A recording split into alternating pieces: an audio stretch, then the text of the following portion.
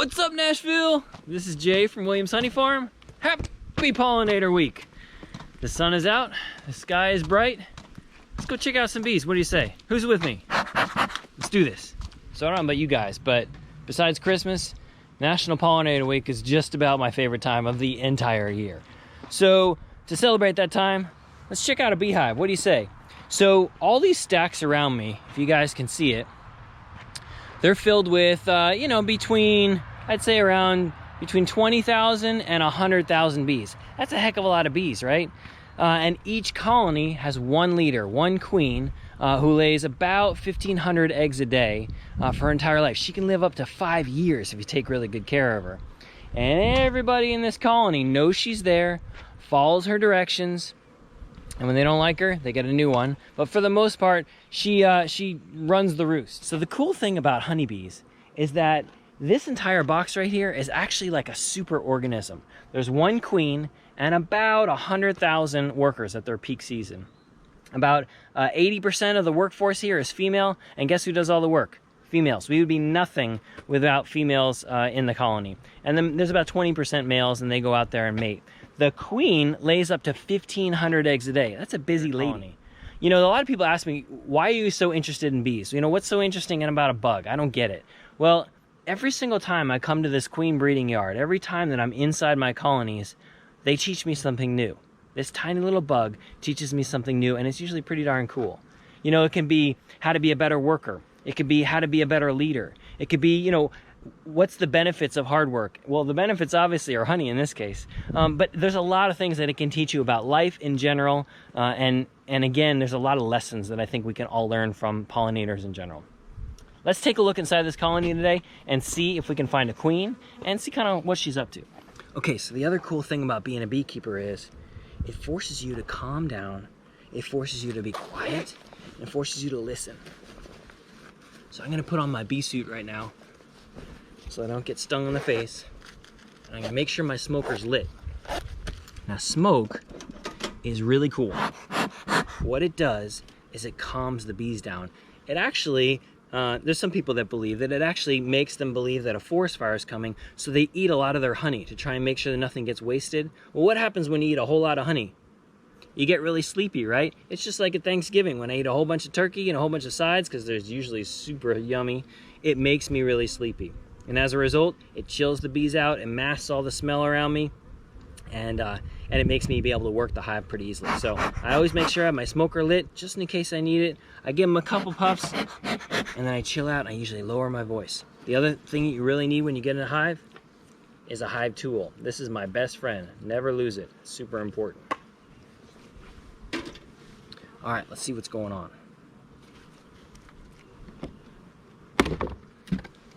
All right, the colony is looking good. They're all chilling out. They're all relaxed. They're sort of just saying what's going on. They're just having a good time, and they're not bothered by Mr. J here checking out the house. So I'm gonna open up this colony, and we're gonna take a little look to see what they've been up to.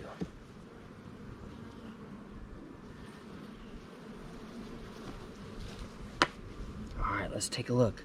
Oh, it looks like there's fresh honey coming in, which is really shiny and kind of glossy. I'm not sure if you guys can see that. Wait a second, look what I just did. I swear you, I didn't plan this. I just found the queen. Can anybody see a queen on here? So a queen is about twice the size of the other bees, and Mr. J here puts a little blue dot on her back so that I can spot her easier. Can anybody see the bee with a blue dot? Anybody? Anybody? I'll give you a hint. She's right in front of you. She's right there. Look at that. She's a happy-go-lucky queen. She lays really, a whole bunch of eggs. She's got a great pattern on her. She's actually walking right on top of eggs right now. And she's not really too bothered by me. She's sort of just doing her own thing. All right, this is fresh honeycomb. They're starting to draw out here to make the frame just a little bit more complete. There was a gap there, so they're just adding it in there. There's a whole lot of eggs in here, so that's good. She's been busy. We're trying to grow this little nucleus colony to become an adult someday.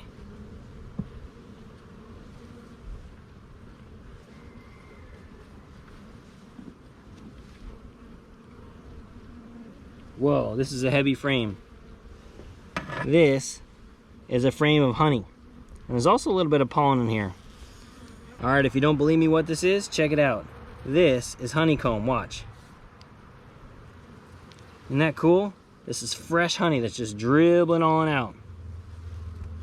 Now I don't worry about making a mess because guess what? All these bees care about is making sure no honey goes to waste, so they're gonna immediately go and clean up all this honey and lick it up right away. They're more concerned with that than they are with Mr. J. It's a whole lot of honey on the backside too. And this is fresh honey that's just come in this week. So this is a pretty good week for these bees. I'm gonna go ahead and put that frame back. And I'm gonna look to see if I can find any babies.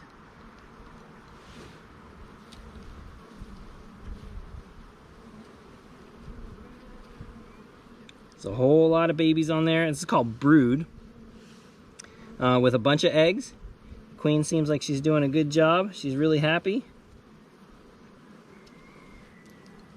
I'm gonna check one more frame and then I'm gonna let them be. No pun intended. Great little pattern here. This is called a brood pattern, where they make like just a little bit of a semicircle or a half moon. It means queens actually lay in a clockwise formation, so she's been doing really well. These bees hatched out. These bees are just about to hatch out, and guess what she did? She backfills or puts more eggs in the center here so that we can have more bees in Middle Tennessee in the next few weeks. Same thing on the backside. Pretty cool.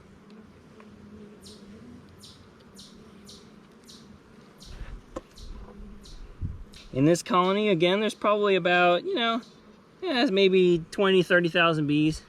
This is a pretty small one. This is a baby one that we just started raising. Now, a lot of people ask, I want to, help the bees, but I don't necessarily want to be a beekeeper. What can I do to help the bees, but not exactly raise, bees in my backyard? Well, I'll tell you, there's something you can start doing literally just this minute. Plant a bee and butterfly friendly garden in your backyard.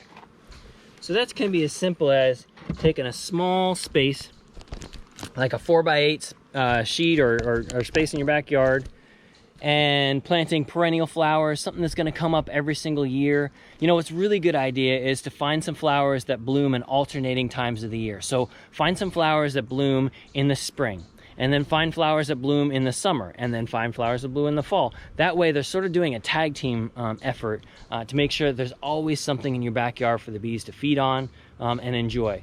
Another thing you may want to think about is not necessarily having a perfectly manicured backyard. I call them beautiful wastelands. It's great to have a good looking backyard, but it's also a really good idea to have something for the pollinators to eat. We all got to take care of the pollinators. We all got to come together and do everything we can to possibly keep them surviving and to further them along. So one of the best ways to do it is a little pollinator pit stop, I call it, in your backyard. Hope you enjoy hanging out with me today. We certainly enjoyed having you in the bee yard. And take care of your honeybees. They just want to help you. They don't want to hurt anybody. And we'll see you soon. Have a good day.